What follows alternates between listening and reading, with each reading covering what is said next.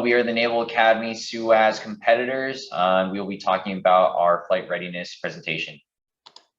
So the first thing we want to talk about is our RMRC manufactured Anaconda airframe. And this is a picture of it right here. And here are some of the specs. So in the next slide, we'll show you some of the three places we have some things. So we have the payload bay rear at the bottom, right by the rear wheels. In the front, we have the payload bay front, the payload bay center.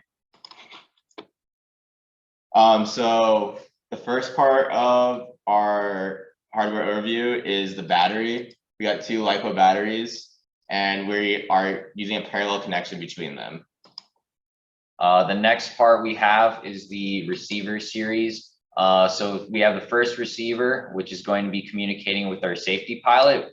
And then we have a safety multiplexer. So the multiplexer is going to allow us to use manual and autopilot controls at the same time, so that if autopilot fails, we're not solely using manual through autopilot. We'll be able to take control if that system fails. Next, we've got our autopilot, which is the Pixoc 2.1 Blue Cube, our telemetry radio, the battery monitoring to make sure we know what the batteries are at, and our pilot input is a RC-DSM remote receiver. So we have an integrated sensor package for our unmanned sensing. So we have the RTK GPS, we have our compass, our gyro and accelerometer. So these are the systems that we're going to be using for our control systems. We have airspeed sensor as well on board. Finally, we got some hardware we're going to use for future use. We have our high bandwidth radio, the TreadNet. We have a PoE injector and a single board computer. We are going to use all of these different hardware systems in future use, since we are not doing some parts of the competition this year.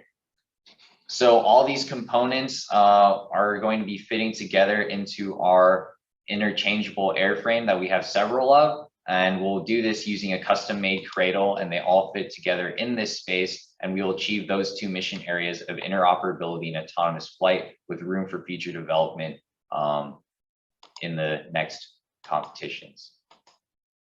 So here we have the cradle. All the components are mapped out in specific spots in the cradle, and it's very useful because we can just pick up the electronics from one airframe and plop it right into a new airframe. And the battery housings are also very useful here because they are movable, adjustable. And so we can shift the center of gravity of the airframe depending on the payload.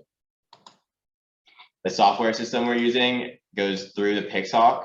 That's our autonomous flight, and we're using the ArduPilot software through Mission Planner. And it's a very nice system because you can set waypoints very easily, and the waypoints can basically do whatever you want them to.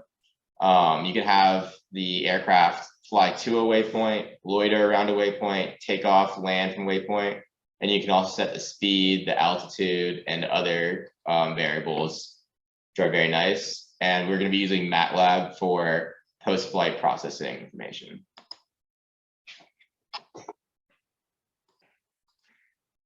For this year's competition, we will be attempting the autonomous flights and the waypoint performance. Sadly, we will not be competing in the obstacle avoidance performance, imaging, detection, classification, localization, mapping, and airdrop performance. All of the tests that we are not doing this year, we plan to do in future years. So we did a lot of developmental testing. We started off with the aerodynamics of the actual fuselage, and with the TreadNet on board, we tested the thrust because we added a bunch of weight with the internals. So we have to make sure that our propeller is good enough for flight.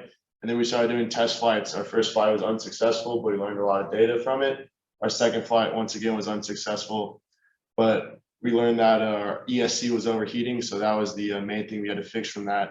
And then we got it so we could do a full autonomous test flight with 5+ minutes of flight in the air.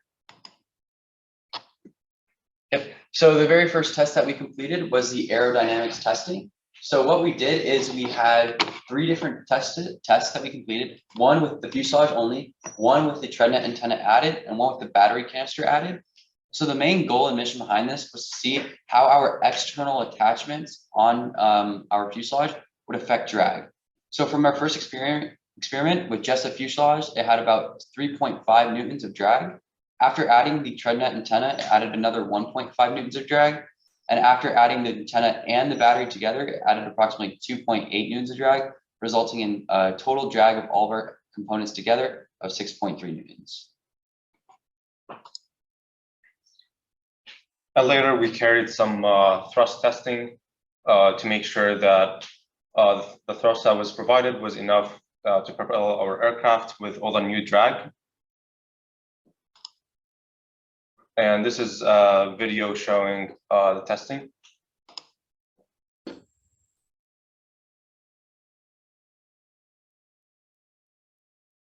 So as seen here for our first flight test, we had some issues and crashed.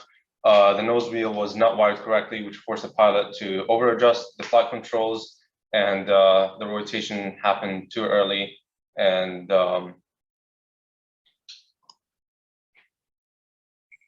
Yep, and so you can see.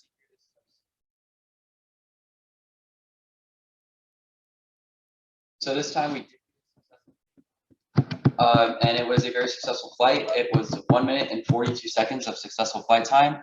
And at that 1 minute and 42 second mark, we encountered an issue with the ESC overheating.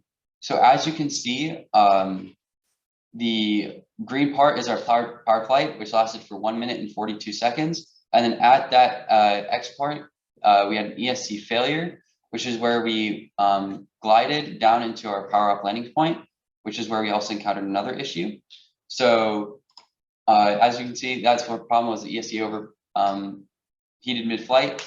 And so during our powered off landing, we broke the front nose gear. So that was a second recurring issue that we've had with the nose gear being weak. So what we learned is that we needed to increase the amperage tolerance of the ESC in order to avoid it overheating during the flight. And it can also increase its flight time. We also need to beef up the nose wheel, especially around the styrofoam, in order to have just a stronger gear so it can complete land, or it can successfully land.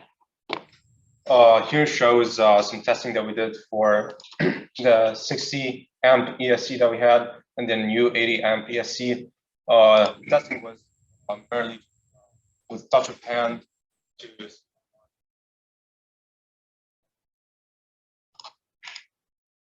the results that we got were 4 minutes of flight time that can be done with a 60 amp ESC before it heated up and was not operational anymore.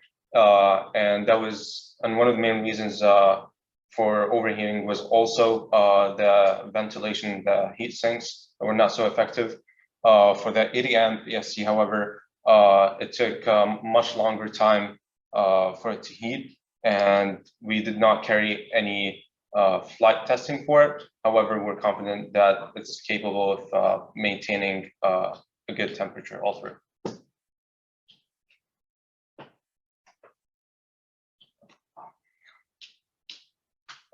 So this is the new ESC that we're using, the Cobra 150 amps, and the old ESC that we're using was the Hobbywing Flight 160A.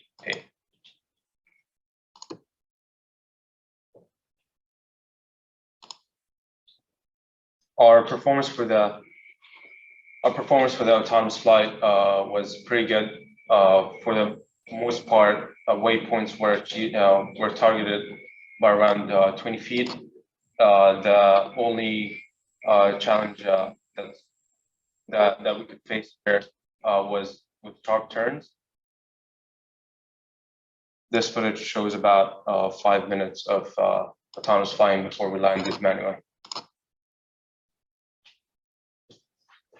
Then lastly, we were asked to score ourselves on the criteria that was provided by us. And between our 2 autonomous test flights, the other many manual test flights, we've come up with these scores, and we feel confident in ourselves and our team that we're going to come out to this competition and do a good job. Thank you.